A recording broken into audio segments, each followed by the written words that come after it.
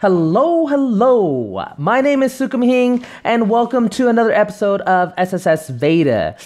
Day 31, yes, the last day of SSSVEDA, August 2017. Congrats to everyone who's made it. And it has been a journey, these 31 days. I've taken a completely different approach this time around. I've definitely didn't do nearly as many engagement and followed other YouTubers this time around. I just focused on putting out my content and sharing with a few people that I followed. And it's a little different, I'll admit that too. But it's to each his own, right? I think for me this time around, I wanted to do that, but I was conscious of how much of commitment and time that it took. And I wanted to see with the bare minimum, what am I capable of doing? And that brings me to the story for today. Story for today is a little more personal, and it's about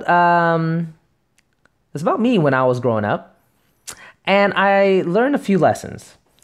When I was younger, I only thought that there were two fast foods, McDonald's and Burger King.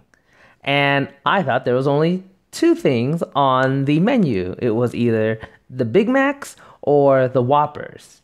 And growing up, if I were to ever eat out or my family, my mom would ever take us out, we would always go eat that. If I had the choice and someone else is taking us out, it was always the Big Mac meal or the Whopper meal. And I didn't realize till I grew up later that, oh my God, there was all these other fast food and that there's other things on the menu. And I realized why that was so. You see, my mom and our family came over to America when I was very young, like I was 1 year old, 2 years old. And at the time, she had 5 kids she needed to take care of. And my father was critically injured during the time. So she had a whole family to take care of in a new land. And she didn't know English. She didn't know anybody. But she had to figure it out. And what I realized was as we grew up, you see, since she didn't speak English, she only know how to say the number 1. So she would go to McDonald's, the drive-thru, and would say a number 1. And that's all she would order. She would go to Burger King and she would say a number 1. And as I grew up, I didn't realize that until down the road, but that is how I grew up off of eating fast food. But that's how I got to know Big Macs and Whoppers, and it was because it was just the number 1, and that's how my mom got by, and she learned and she picked up things and she learned bits and pieces of English down the road, but she made it through and she persevered, and I think that it's such a valuable lesson. What I take from that is there's a lot. There's a lot of reminders that it takes me from my childhood and how I grew up and how to be humble with where you're at in your life, no matter how far you've gotten or if you're going through a lot of struggles and issues that, at least for me, like my parents were far, far worse off and they had to deal with a lot more than I have to deal with. So kudos to them and thanks to them for raising me up and giving me a different lifestyle than they had to live, and I think the mindset here also is something everyone can take away, is that we overestimate our ability to plan our short term, meaning that we overestimate what we can do in an hour, what we can do in a day. Like we put a ton of things on our to-do list, but like we don't get all of it done. We don't even get half of it done. So it's interesting that, we put so much on it and then we tell ourselves, man, I wish I had more hours in the day. Like we think it in that mindset. But the thing is, while we overestimate our short term, we also underestimate our long term. What we can do in a year, 5 years, 10 years, if we plan it all out.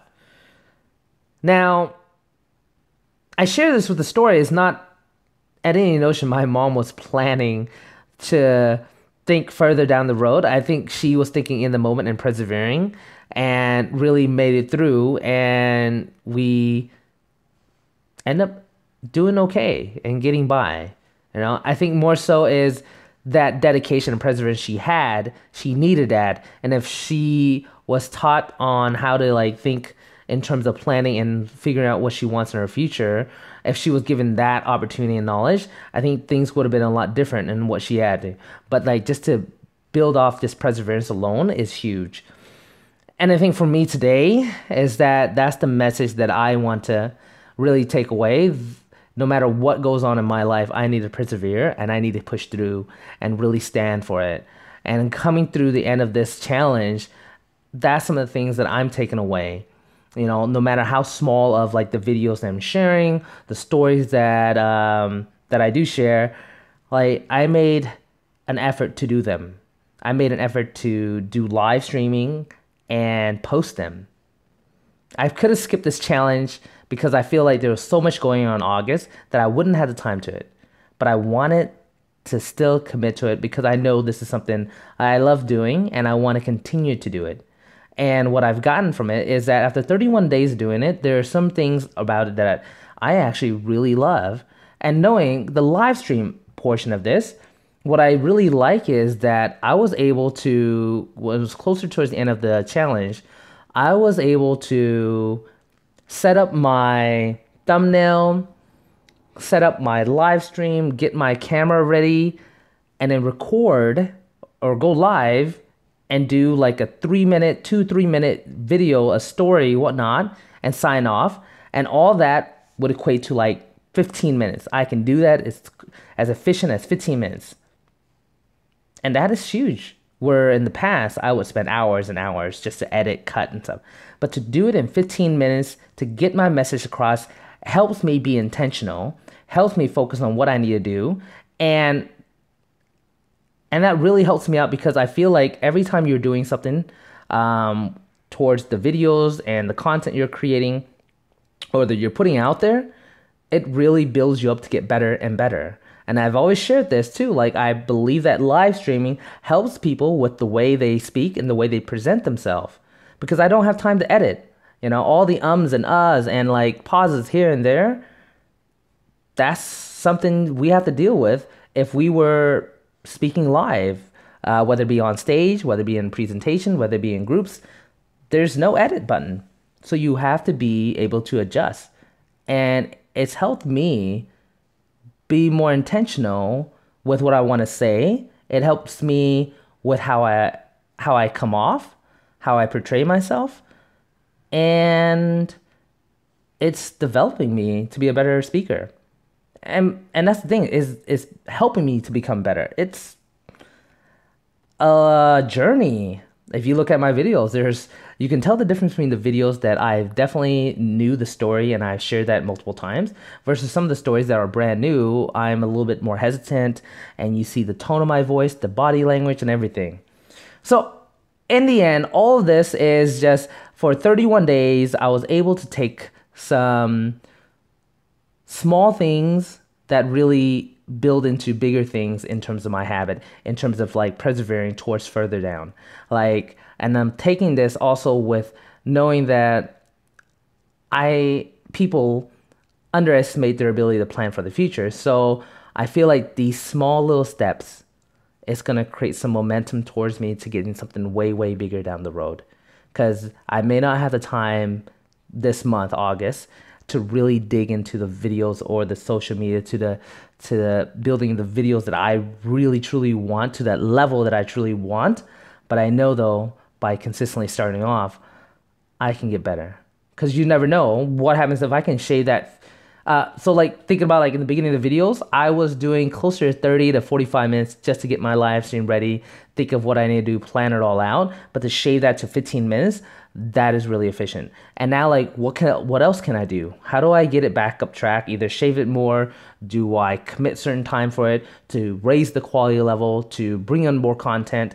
And you never know, because right now this one's a pretty long video. I didn't mean to ramble on and talk about more, but just an overall recap of completing another challenge, and especially one that I really enjoy, and I started off with this in April. So thank you for everyone who's been watching and enjoying the videos, the comments, Momtown, Brand Haas, Chris Crucial, like you guys have been amazing support through it all. So thank you guys, and I appreciate everything you guys done.